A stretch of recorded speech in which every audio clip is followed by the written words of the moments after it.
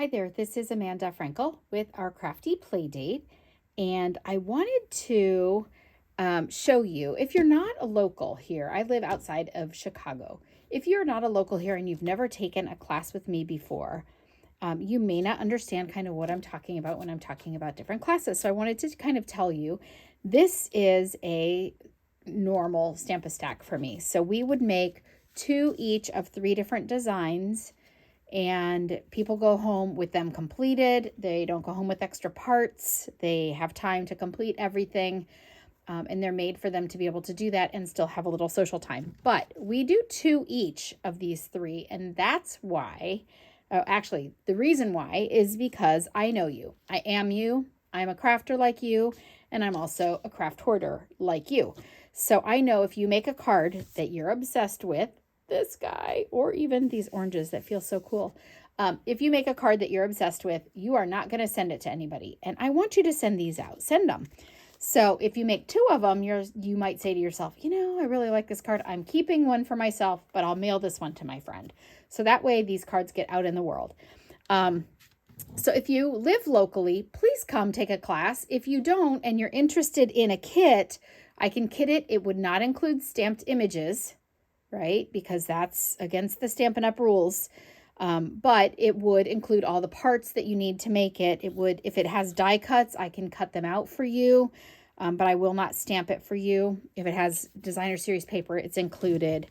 This one is super cool, and we're going to make this later, but it's textury and cut out and stamped. So with this one, I would talk to you before I would make this kit for you to see if you want me to cut them out and texturize them and you're just going to try and color it yourself, or if you already own the stamps or the dies that you need for this, then I would just cut the parts out and you would get a kit that would just contain the parts. If you order a kit from me, this is my friend's kit. It would come to you looking something like this, and it's got all the die cuts, the ribbons are already tied, the parts, the papers that she needs, and the envelopes. So if you'd like a kit, definitely let me know, and I can package that up for you. But I would talk to you before doing this one, just so that I know, or even this one, just so that I know what you've got in your collection.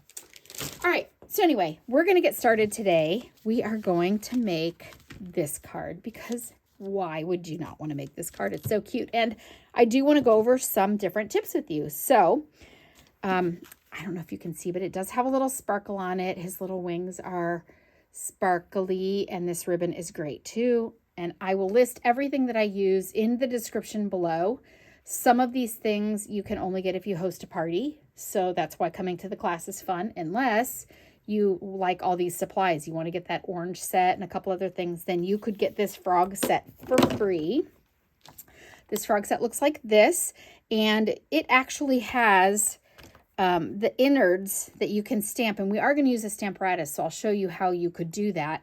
We're not going to use the insides here. We actually colored these, and I wanted to show you some tips on how to color. So that's why I'm doing it this way, but you could really just stamp him and then stamp like a dark green and then stamp a lighter green on top of it and get it right in there, and it would be great, but we're going to color. Okay, so we're going to get started because we have a lot to do today. We are using, so this would be what a kit would look like. We are using Granny Apple Green, and it is just such a fun color. It's bright, but it's not obnoxious. But it's just a good spring color, and frogs are all about the spring. That's what I think. All right, we are going to stamp the inside of these cards. So yours, if you order a kit, is not stamped, but this is the one I used. It says, "Life is better with a friend like you."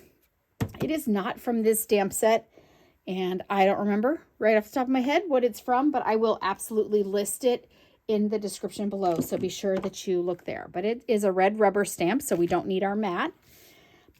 We are using Granny Apple Green ink because it matches. And I'm just going to do this to get it kind of done. All right, so I'm going to put this here, and I'm going to stamp it and make sure that I ink the whole thing because it's long. And I'm going to stamp down 1, 2, 3, up. Life is better with a friend like you. Okay, so that's going to go inside here. Awesome. And I'm going to close this because we are using markers today, so we don't need that.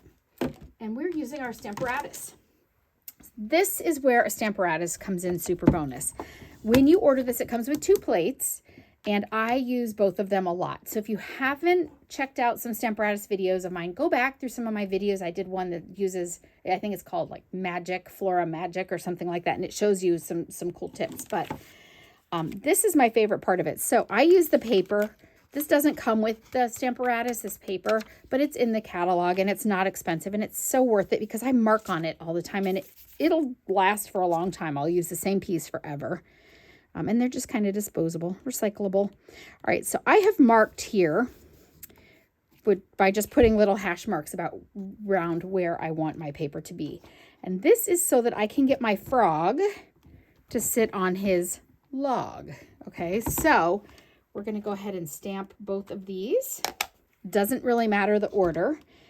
And by setting this up in advance for a class, or if I want to make 100 of these little frog cards, which just might happen, by setting my Stamparatus up like this, I can actually make sure that my frog is always going to be in the same place in relation to the log and the dragonfly that are I'm inking up here, that I have already set on there. And somebody did ask me how I set them up. What I do is I put my paper there, and I take my stamp and I set it down. I put all my parts there, and then I just close it, pick it up, close it, pick it up. And it's so easy. The other super bonus about the Stamparatus is if I stamp this and I don't get a great image, I just have to open it, put ink on it, and stamp again. But he's good. He's a little off his log, but he was in the original also. And I think he's just hopping a little. That's how I see it. Okay. So I'm going to take that off and do that. Your Stamparatus comes with 2 magnets, but they are so strong. I wanted to just show you the state of my magnets. This is one of my magnets. I had to put washi tape on it just so that I could get it detached from the other one, but it looks like this. And I was showing somebody last night. I'm like, oh yeah, you get a magnet, and it's really super strong. So that's why I don't actually use my magnet. Oh, you just heard it stick to my lamp. All right, let's get coloring.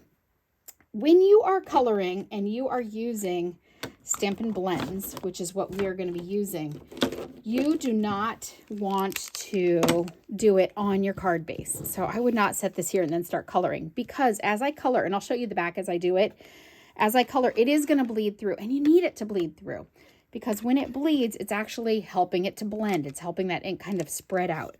So we are using Granny Apple Green. So if you order these markers, they come 2 in a set. There is a light Granny Apple Green. There we go. A light Granny Apple Green and a dark Granny Apple Green. And I have a light, what color did I use here? Highland Heather, and a dark one, but I'm only using the dark one. My dragonfly doesn't need any shading. And then this one is separate. It's bronze. And I think it comes in a set with a couple other colors. I'm not sure, but I will list all these down below so you'll know what I used. But I want to show you some coloring tips. Okay. So this means this is the wide side of the pen, the brush pen, and this is the more fine tip. So you can see the difference in the tips here. All right, so that's more fine. It's going to do a fine line, and this is a brush, so I can kind of color. Make sure that you hear that click. When you put your lids on, it's got to click, or your markers will dry out, just like any other marker. These are alcohol markers, so they will dry out. All right, so I'm using only the brush tip on my light, and you start with your light color. I'm using my light one, and I am just going to color him in, and it can be kind of quick and dirty. I had people last night really, doing one layer and one layer, and it doesn't have to be like that. This is an alcohol marker, so you're not going to end up with a lot of streaks. You get his little toes. You're going to be fine. You don't need to color right up to the edge, because if you do, it might bleed out of the edge just a tiny bit, because, oh, I got a little bit on his eye. That's okay. Because it blends and it bleeds. It's supposed to do that so that you can blend it better. And it's called Stampin' Blends, so that kind of makes sense. I hope my head's not in the picture. You might get a little fuzz of hair sticking into the edge of the picture because I'm trying to lean over. Okay, so you can see I'm being really super careful and slow about this, but this is, you've colored before, so this is not what you need to learn from me today. what you're going to learn today is some shading techniques for coloring with blends. And he is going to blend better. So when you first do it, it's going to look dark. So do it, walk away for a minute, do it, walk away for a minute, go get your coffee, whatever. Okay, I'm going to need my light again. So I'm going to hold on to that. But in the meantime, I'm going to use the narrow end of my dark, and I am going to do some shading. I am going to pretend like the sun is coming from here, like he's sitting on a log at high noon.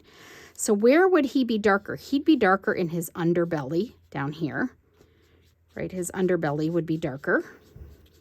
Maybe the inside of his neck here would be darker, like this, right? And his legs, because they're kind of behind the underbelly. All right, so this is kind of how I'm imagining what he would look like sitting. If the sun were coming from here, where would we see shadow thrown? And this is kind of what I'm seeing. Okay, so that, ooh, yuck, that looks horrible, Amanda. Why would you do that? I'm going to start to blend now. I'm going back to my light, my wide tip on my light, and I'm going to just draw the color, drawing the color. So this color, I'm going to just kind of draw it in, and I'm kind of pulling the color with me away from my shadow up to the areas where else I might want some color. You're going to see it's going to start looking a little magical. Get my white spots there. So I'm going to kind of draw my color. It's his little toes. And I'm pulling my color up with me. Okay, so I'm gonna blend it a little bit better up here.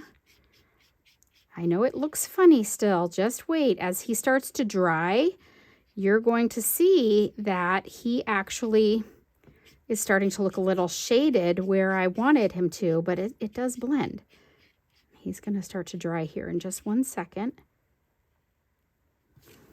And you'll see that he's got a little shadow under his underbelly and here on his neck. See it right there? It's a little darker. So I'm going to pull this up closer to the camera so you can see. You can see where I did that.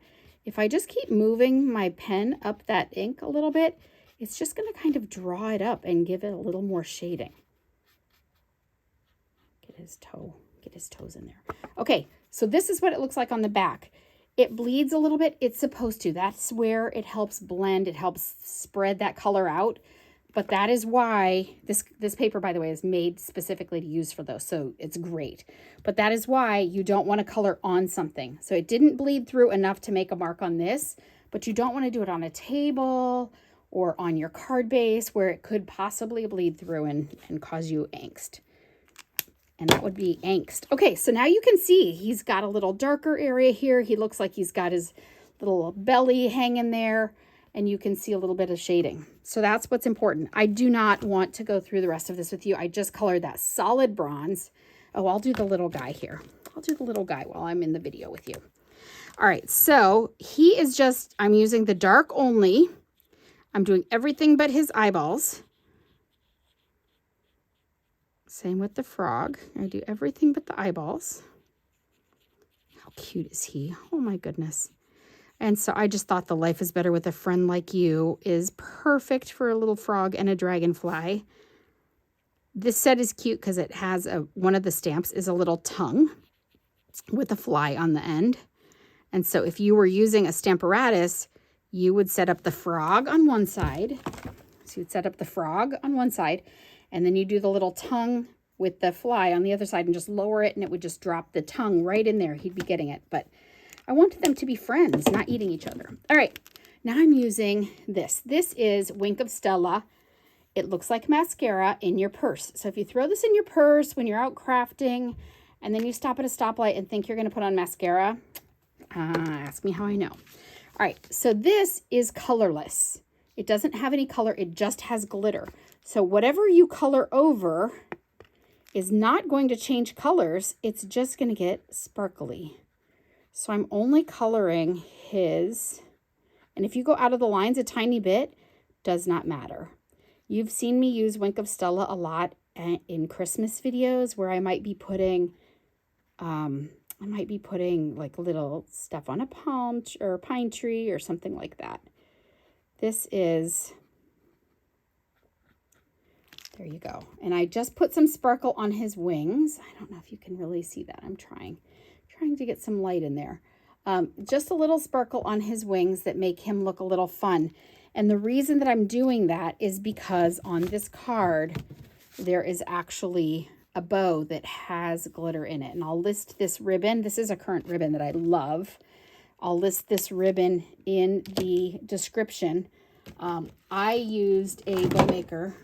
I used my trusty dusty bow maker to make this. If you would like a bow maker, then in the description below, these are not sold by Stampin' Up, so you can't go get them on my website.